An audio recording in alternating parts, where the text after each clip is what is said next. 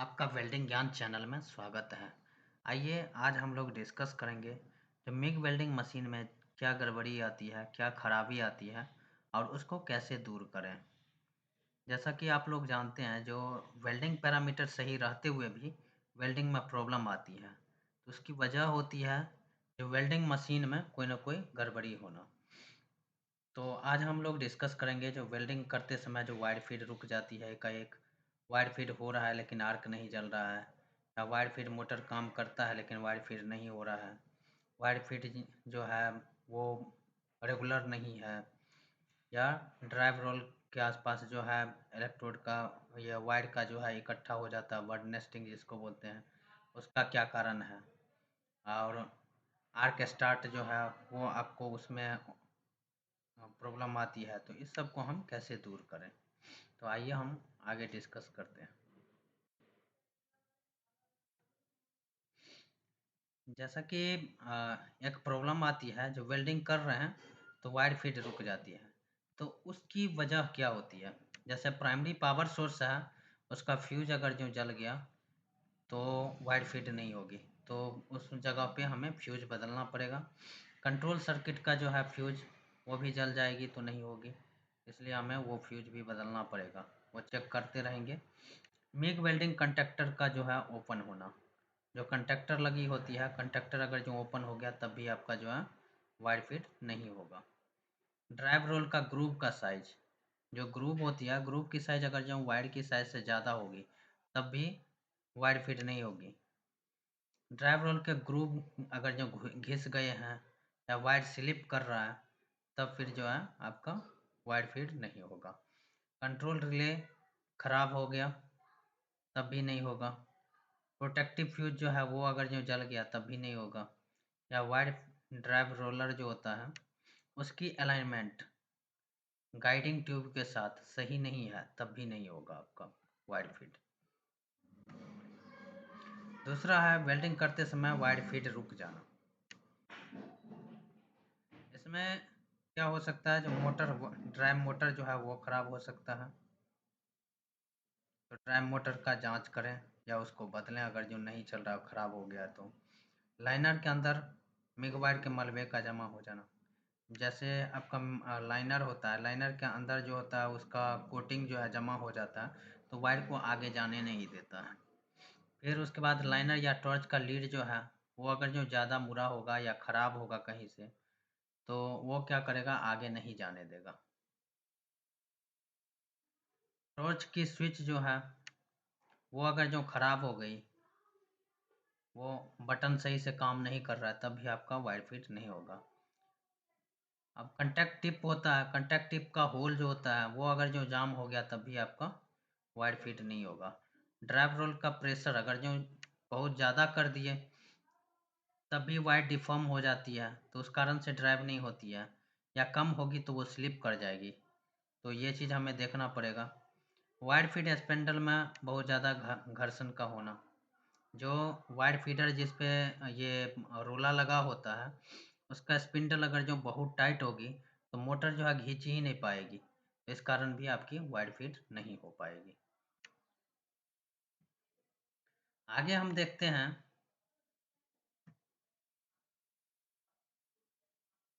जो wire feed हो रहा है लेकिन क्या हो रहा है, आर्क जो है वो नहीं चल रहा है, इसका क्या कारण है।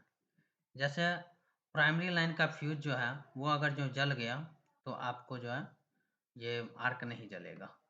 कंडक्टर प्लग का सॉकेट में सही से टाइट ना होना, उसके बाद है कंडक्टर कंट्रोल लीड जो है वो जो है अगर जो टूटा हुआ है तब भी नहीं होगा।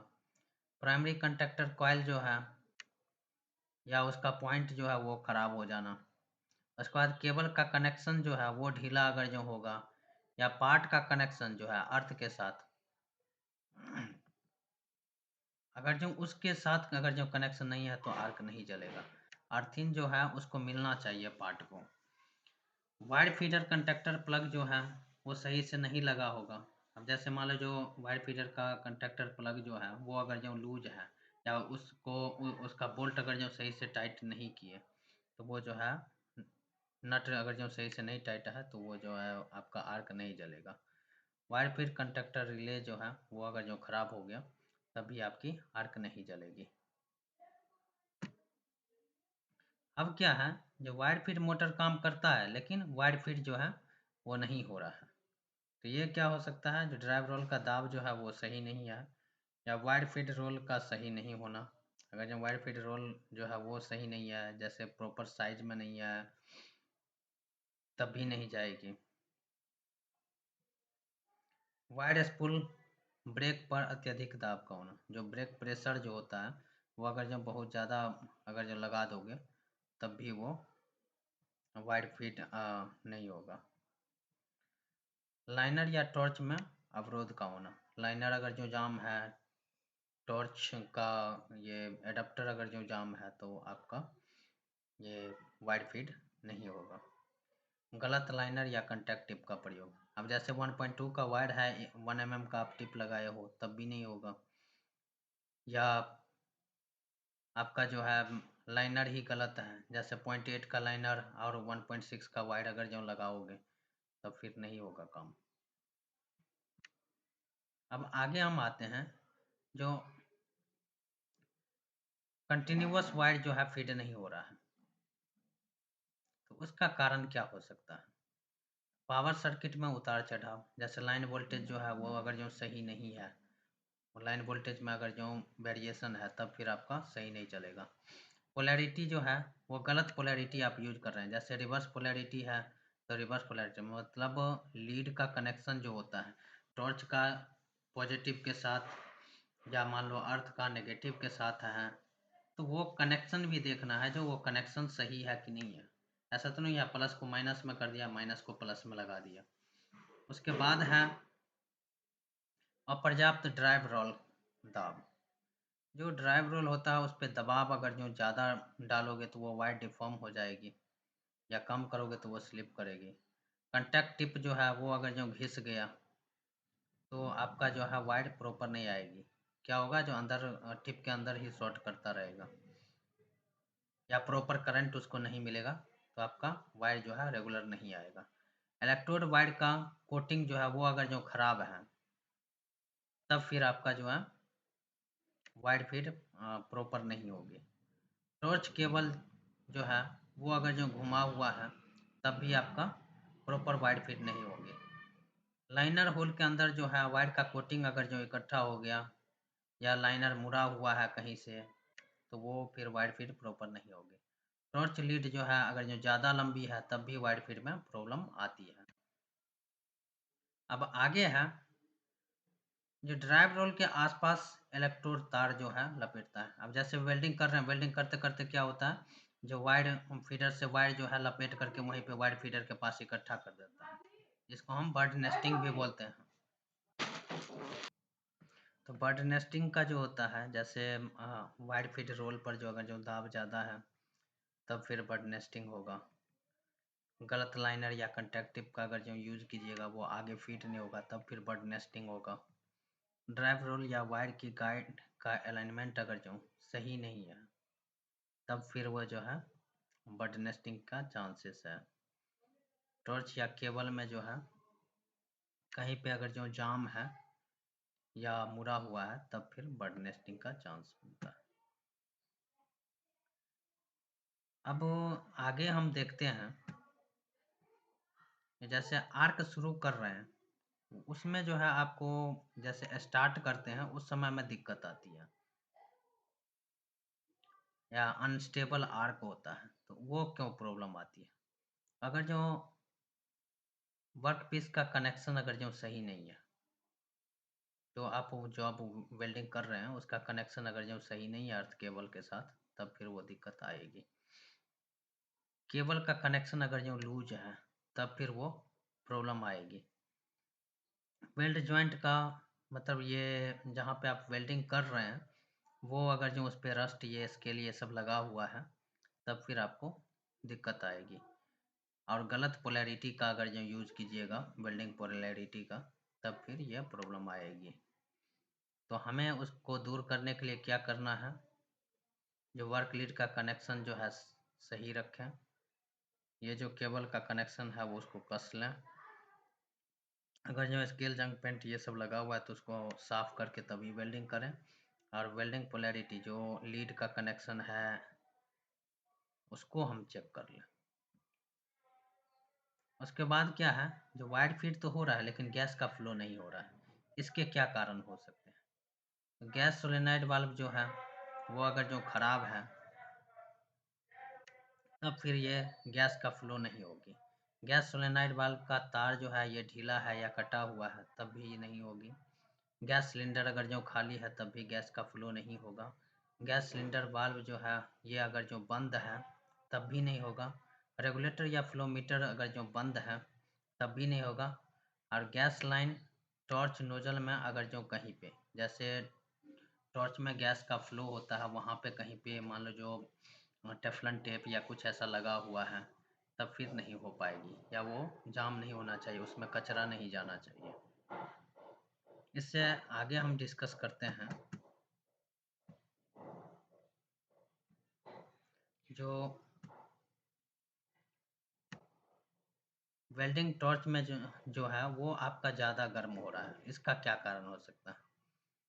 जैसे आपका कूलेंट लाइन लाइन जो है वो अगर जो जाम हो गया या कूलेंट पाइप जो है वो दबा हुआ है तब फिर टॉर्च गर्म होगी। पंप में कूलेंट का लेवल जो है वो अगर जो कम है तब फिर वो गर्म हो सकती है। पानी पंप का ठीक से काम नहीं करना, टॉर्च के लिए ज़्यादा करंट का होना। जैसे टॉर्च बनाया गया है जो ये 400 एम्पियर में चलेगा, उसको आप 500 एम्पियर के मशीन में लगाए हुए हैं और हाई करंट यूज कर रहे हैं। 250 एम्पियर का टॉर्च 300 एम्पियर पे यूज कर रहे हैं, 350 एम्पियर पे, तब फिर वो जो है टॉर्च गर्म होगी। आगे क्या है, वेल्डिंग में अत्यधिक स्पैटर का होना। जब वेल्डिंग में दाना ज़्यादा आ रहा है उसका कारण क्या हो सकता है। जैसे गैस का फ्लो जो है वो अगर जो ज़्यादा है, या गैस का फ्लो जो है वो आपको कम है, या बहुत अधिक आर्क वोल्टेज है, जैसे वेल्डिंग का वोल्टेज अगर जो ज़्यादा है। उसके बाद है इंडक्टेंस या स्लोप जो है वो अगर जो प्रॉपर नहीं है मशीन का तब भी आपका ये स्पैटर आएगी। कंटैक्ट टिप नोजल में बहुत दूर होना। जैसे कंटैक्ट टिप जो है नोजल के बहुत अंदर होगा तब भी आपका जो है स्टिक आउट बढ़ जाएगी, और स्टिक आउट बढ़ने से क्या होगा, स्पैटर आएगी। स्पैटर इसलिए क्योंकि वायर जो है फ्लिकरिंग करेगी। अगर जो मिग वायर जो है वो अगर जो सही नहीं है तब फिर आपका जो है स्पैटर ज़्यादा आएगी। अगर जो वेल्डिंग पोजीशन आपकी नहीं सही है, वेल्डिंग करने का तरीका नहीं सही है, टेक्निक नहीं सही है, हाथ स्थिर नहीं है, तब भी स्पैटर आएगी। आगे क्या है, ऑक्सीकृत वेल्ड बीड का होना। तो ये कब आती है, जब टॉर्च केबल से गैस या पानी का रिसाव हो रहा है तब फिर वो आपका ऑक्सीडाइज्ड वेल्डिंग बीड आएगी।